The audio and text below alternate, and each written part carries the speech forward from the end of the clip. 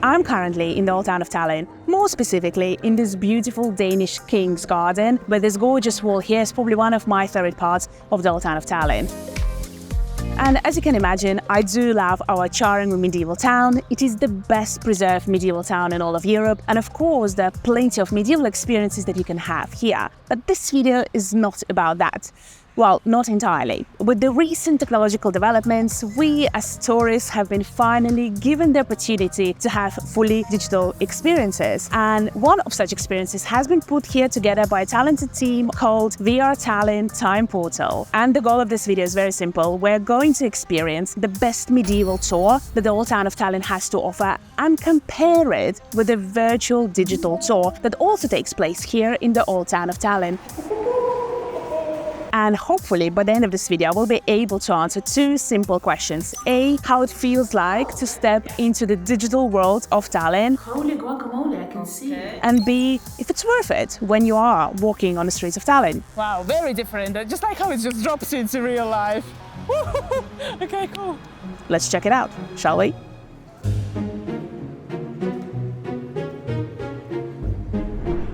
So we have a proper jam-packed day ahead of us. I have chosen two pretty drastically different experiences here. Both are taking place in the old town and both are less than 90 minutes, which I think is rather great. If you're here in Tallinn for less than one day, you actually get a bit of an idea what is our city all about. In our first activity, we're actually going to concentrate mostly on the medieval old town. And our second activity is going to be mostly about the streets that no longer exist in Tallinn through the VR experience. So both are pretty drastically different experiences. And for our very first activity, I'm meeting Cedric from Tales of Revel. They are offering amazing tours around the old town, very theatrical, very engaging, but I'll let Cedric talk a little bit more about that once I meet him, which I think I'm going to meet him in a minute. Hey! Hi, Cedric! Lovely, gorgeous day here today. And I'm finally meeting you to do a small sample of your tour. But before we're going to go, do you mind telling a little bit about what is Tales of Revel all about? Tallinn itself is one of the most well-preserved medieval towns in the whole world. And 5 years ago, there wasn't much medieval that was happening on the streets. We figured with a couple of friends that we would take elements from storytelling, tour guiding, and street performance, and we would make this fusion product. The idea was to just tell these most well-known legends of Tallinn and make like this one overarching storyline about how Tallinn came to be, who built it, and what their vision was about it. I know they have prepared like a sample itinerary for us today. What sort of things can we expect during our tour today? I'm not going to spoil it, but all in all, we'll go to 3 places. They will be the most important places of the town. You will understand by the end of it as well what this town is all about and what it represents. All right, let's go. Off we go. Location number 1 is St. Nicholas Church. And why are we here? Why are we starting our tour here? It has to do with what's happening in the world in the 1200s, when Tallinn gets its beginnings, like the official written history of it. And the merchants, they are this new class rising in Germany, end of the 1100s, beginning of 1200s. And they are looked over at that era by St. Nicholas, the patron saint of this church. Then the other thing that you would go in there and see is the Danse Macabre, Dance of Death. All the societal classes dancing next to skeletons, from the popes to the peasants. And this Danse Macabre inside this church is the only remaining Danse Macabre on canvas in the whole world. This is the town hall in its full glory and beauty. It's the only Gothic-style town hall in the whole world. So like I told you, these merchants, they're nothing loved back home, outcasts of their own society. In fact, in the 1200s, they started establishing their autonomous and independent cities, the Hansa cities. There's a whole alliance of them, which becomes known as the Hanseatic League. And this is where all the laws and all the acts of governance are made for this independent and autonomous merchant city. That's the town hall. What's the next location? We are going to see the very culmination of the wealth of these merchants. Let's go. Awesome.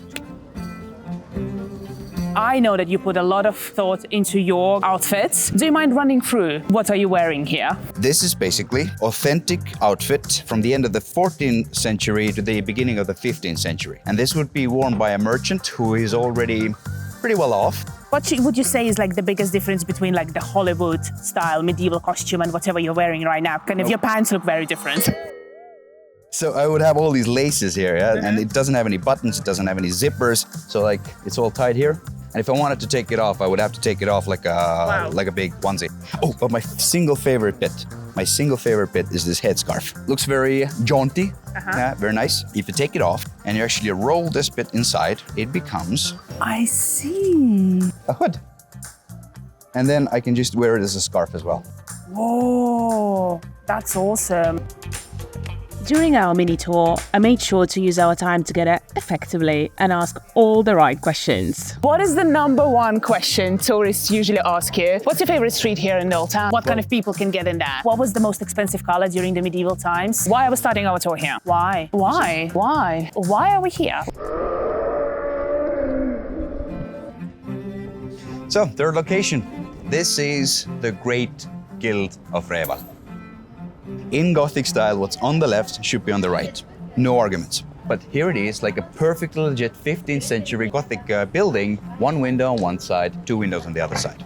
Which is again a bit rebellious of them, isn't it? It's not a bit rebellious. This is like the greatest monument built in Europe, representing a big old middle finger turned towards the status quo, saying that we will no longer follow these old rules and we will do it our way because our way works. This is sadly the end of our tour. It was really educational, but also for a minute, it felt like I am in the medieval Tallinn, and it was awesome. That's what we strive Yeah. for. How often do you guys do your tours here? Or right now, we do it every day, 1 o'clock from the Tourist Information Center. Well, thank you very much, Cedric, and we'll definitely see you again. My pleasure. Thank you.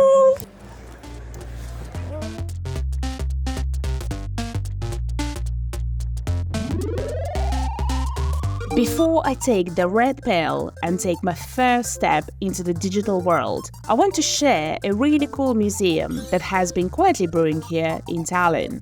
This place is called Level Up Museum.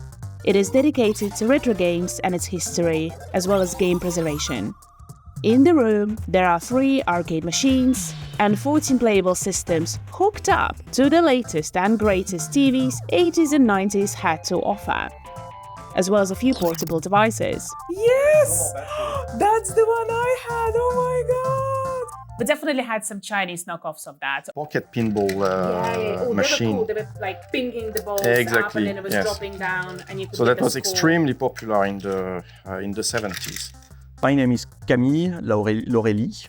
I'm in charge for the video game museum. We always tried as much as we could to build the collection from Estonia, like to know how an Atari 2064 ended up in Estonia, how a Nintendo 64 ended up in Estonia, because these machines were not available at that time. Here you can play game systems from the 70s, 80s and 90s and really experience the evolution of the gaming industry, even when parts of its history are somewhat ethically flexible. The Dandy was actually, it was a bootleg of the very first Nintendo cartridge system that was called Famicom, for Family Computer. 10 years later, after Soviet Union collapsed, a Russian company called Stepler, they started to produce this machine without any kind of authorization from Nintendo. As successful was the Famicom in Japan, happened the same with Dandy in Russia. And so that's why Estonia got access to this machine, because it was like a closed market. Safe to say that in a room fully dedicated to gaming, I was itching to test out my skills in one of my favorite childhood games. There was one game that we used to play a lot. It used to be called Tanks.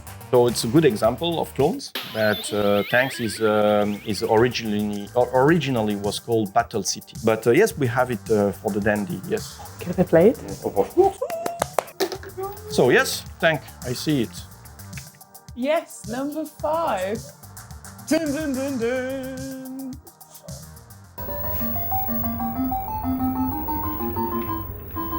So they're all trying to get that thing here. Yeah, I need to be faster. Oh my god, what? Did I just get killed? Where did that tank came from? From another universe. You are gonna get smashed, my friend. Come on. Oh, no, I died.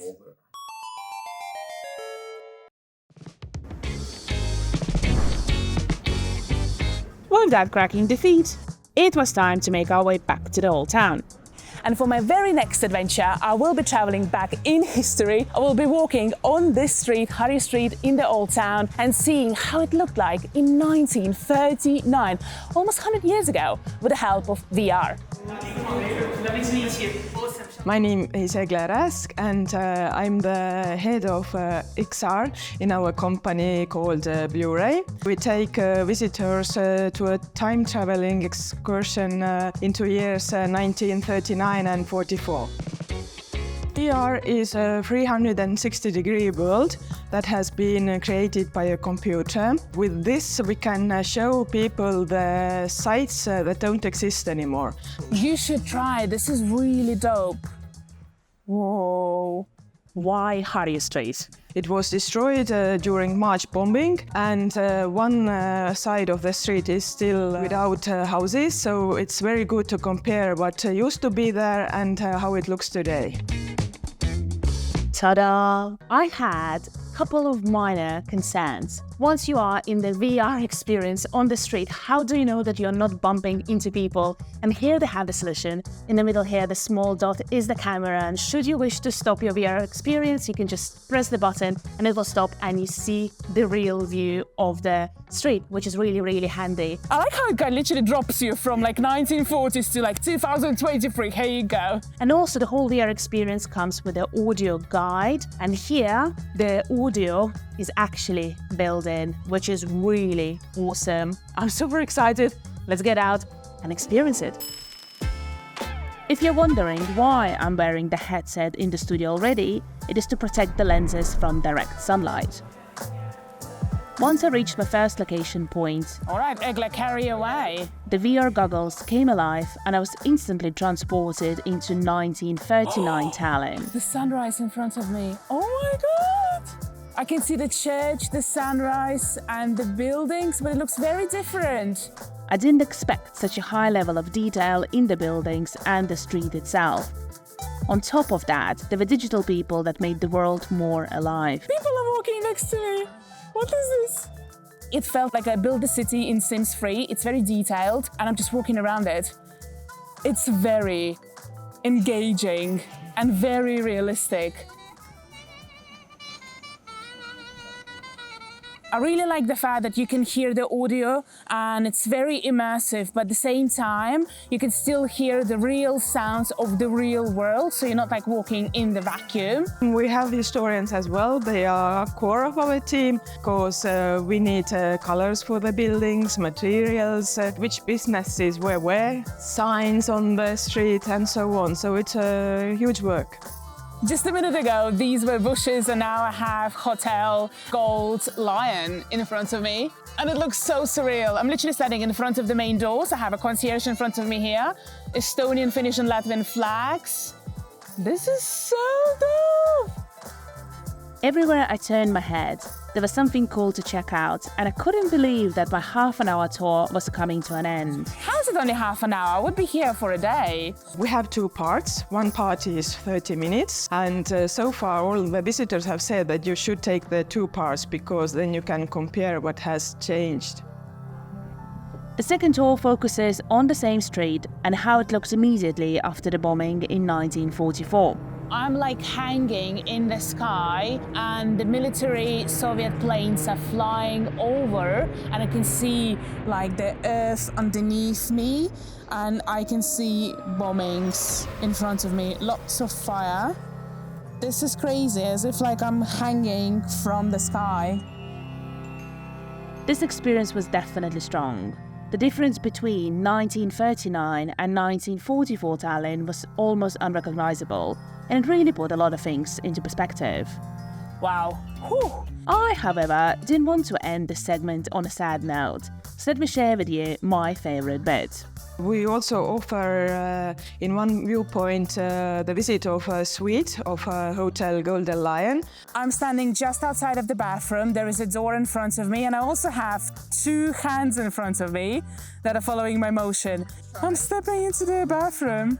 I'm inside! And there you can turn the tap water running. So it's quite interactive. Sink with two taps. That's the one I can turn it. and the water is coming out. What? This is so awesome. How does it do that? No way. Splashing, you guys. Experiencing the medieval old town together with Cedric was very fun. His love and enthusiasm for all things medieval is very contagious, and I absolutely love the tour and his fashionable attire. Safe to say, nothing beats the real-world experience. Saying that, however, I cannot stress enough how incredible the VR experience was with the VR Tallinn team. The fact that we can see places that no longer are available to us here in the old town and interact with them was very exciting. I loved all the attention to detail and cannot wait to see what else the team will cook up in the future. Each activity provided a snippet of Tallinn's history in a very immersive and engaging way, and I genuinely recommend trying out both when you visit the old town of Tallinn. And don't forget to pop in for some gaming history at the Level Up Museum. My name is Polly, and I will see you in the next video. Bye!